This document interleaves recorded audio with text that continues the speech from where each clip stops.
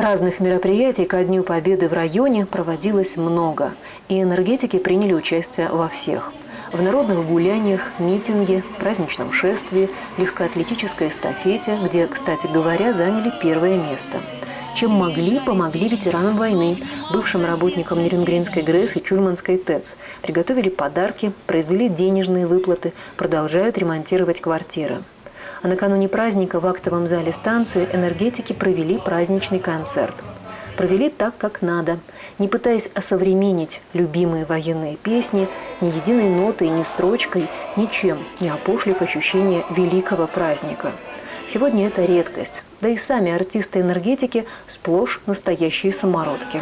Потому, наверное, и концерт у них получился настоящим.